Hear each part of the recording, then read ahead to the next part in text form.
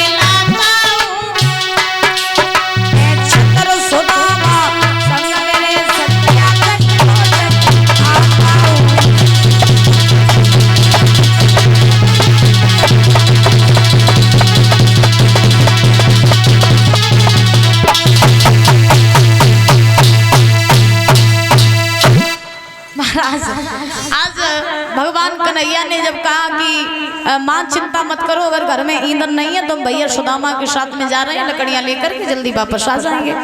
भगवान कन्हैया सुदामा जी के साथ में चले। गुरु पत्नी ने सुदामा को पोटरी में चने दे दिए, कहा तुम दोनों बालक मिलके चब लेना, भूख लगे तो। बोले ठीक। भगवान कन्हैया सुदामा के साथ में चले, जंगल में पहुंचे।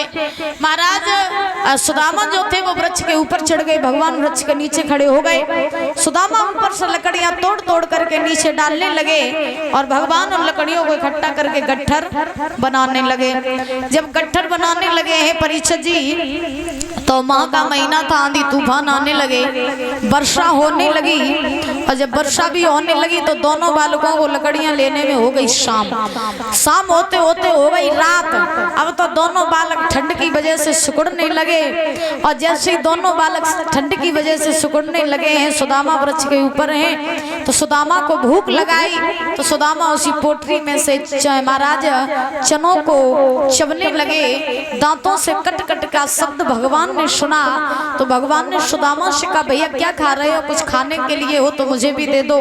सुदामा बोले, भैया ठंड की वजह से दांत कटकटा रहे हैं, खाने के लिए तो कुछ नहीं है। अब सुदामा जी जो है वो भगवान से झूठ बोल गए। बाबा गोस्वामी तुलसीदास जी तो यहाँ तक भी कहते हैं, क्या गुरु संग कपट नेत्र संग चोरी और क्या हुए निर्धन के हुए कोई।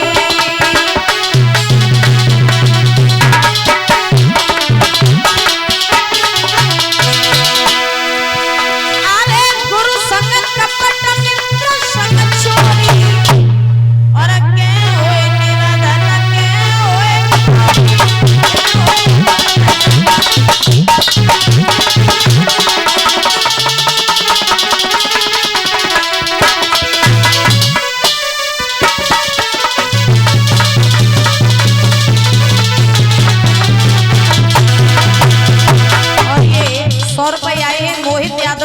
कहना चाहेंगे। अरे मोहित यादव के बदल से अब की खेच में नहीं है और सब टूट जब पवित्र कमाई मेरे गाना पे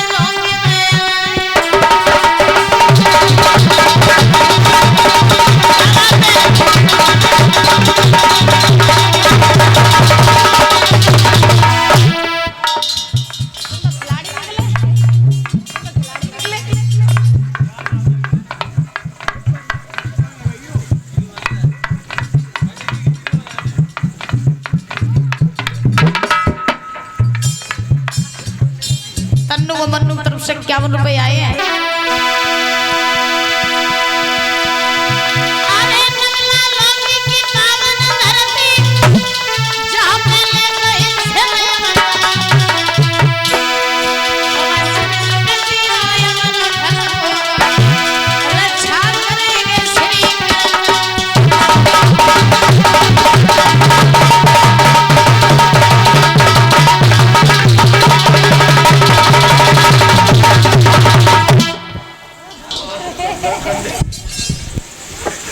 महाराज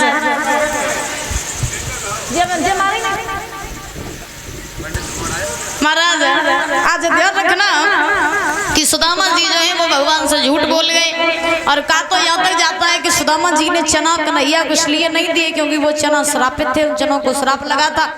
सुदामा जी वो चने चुपचाप चाप गए। अब तो महाराज धीरे धीरे धीरे धीरे समय व्यतीत हुआ।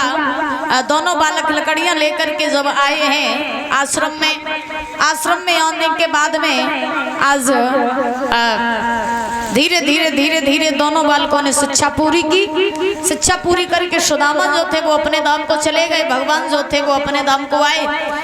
भगवान कन्हैया जो थे वो तो द्वारका के राजा बन गए। सुदामा ने सुशीला नाम की कन्या के साथ में विवाह किया। विवाह करके भगवान बड़े आनंद से सुदामा बड़े आनंद से अपना वैवाहिक जीवन जीने लगे।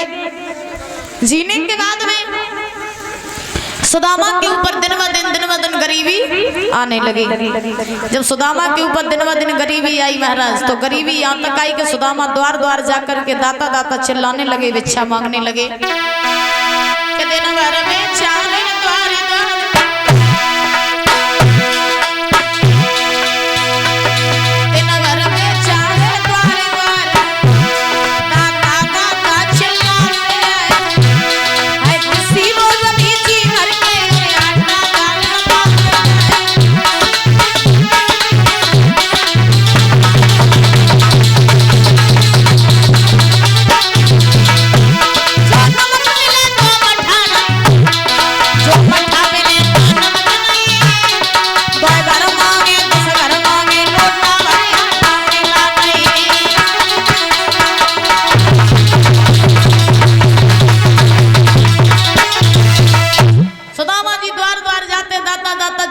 भिक्षा मांगने के लिए जो सज्जन होते भिक्षा दे देते, जो दुर्जन होते वो धक्के मार के भगा देते। इतनी सुदामा जी के ऊपर गरीबी आई। गरीबी सुदामा जी के ऊपर बहुत आई, लेकिन कभी भी कृष्ण का नाम लेना नहीं छोड़ा। धीरे धीरे समय व्यतीत हुआ। एक बार सुशीला ने पूछ ही दिया, हे स्वामी आपके ऊपर इतनी गरीबी है फिर भी आप कृष्ण का नाम लेना नहीं छोड़ते हैं, भला ये कृष्ण है कौन आपके, क्या लगते हैं कृष्ण आपके रिश्ते में? तो सुदामा बोले, सुशीला कृष्ण जो है वो मेरे बचपन का सखा है, बचपन का मित्र है। हमने और कन्हैया ने साथ साथ पढ़ाई की, साथ साथ खेले, साथ साथ बड़े हुए। तो वो कन्हैया जो है अब तो वो द्वारका का राजा बन गया और मैं निर्धन बन गया। तो सुशीला बोलेंगे द्वारका के राजा बन गए तो तुम अभी तक अपने मित्र से घूमन नहीं गए, मित्र के पास नहीं गए? सुदामा कहने लगे कैसी बातें कर रही हो तुम, अब तो वो इतना बड़ा राजा है कि हमारे जैसे ब्राह्मण तो के घर पे पानी भरते, तुम जो कहती कि हम चले जाए मित्र के पास में, तो मैं भूली हो ये। तो महाराज सुशीला बोली, स्वामी मेरी बात सुनो, आप द्वारका में चले जाओ, एक बार अपने मित्र से मिलाओ। जब ये बात कही तो बोली कि स्वामी जाओ पूरी द्वारिका में और कृष्णनगर में गुजारा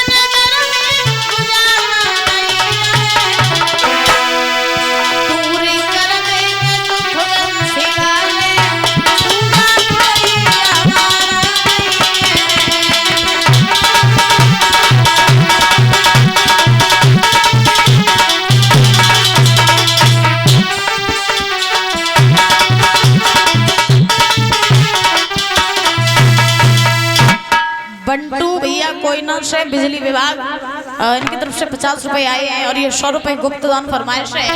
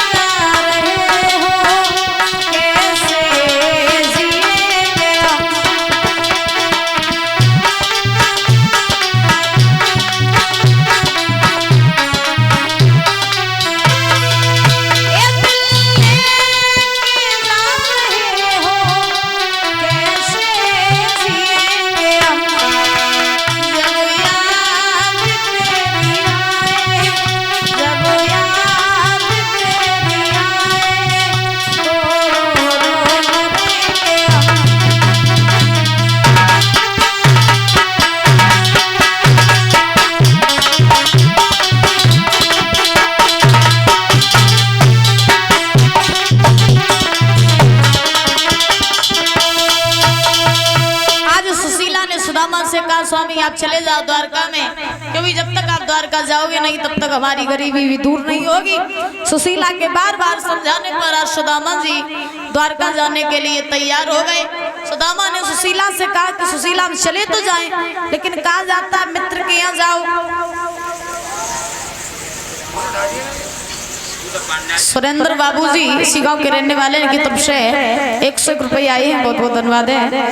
तो सुशीला कहने लगी चले जाओ। सुदामा जी बोले ठीक है चले जाएंगे, लेकिन मित्र के यहाँ खाली हाथ नहीं जाया जाता है, मैं लेके क्या जाऊं। तो सुशीला पड़ोसन के घर में से कहीं टूटे फूटे चावल ले आई और ले आए कि महाराज चावलों की पोटरी बना करके सुदामा जी को दी और दे करके कहा आप चले जाओ और जा करके द्वारका में कन्हैया के पास में।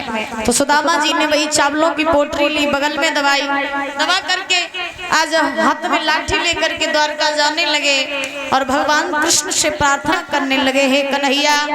सुदामा जी हमारी आवाज सुन रहे हैं तो कृपया शीघ्र आ जाएं।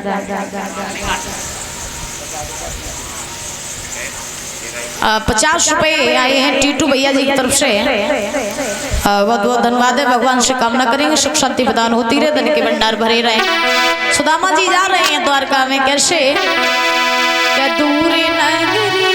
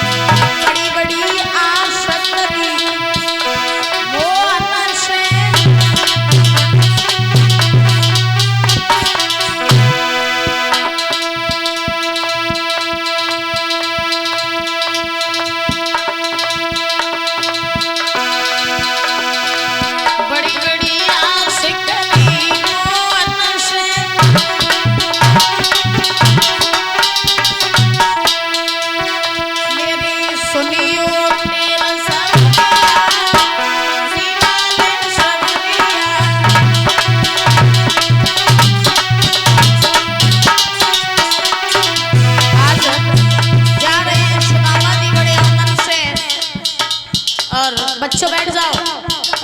दीदी वीडियो बहुत कैमरा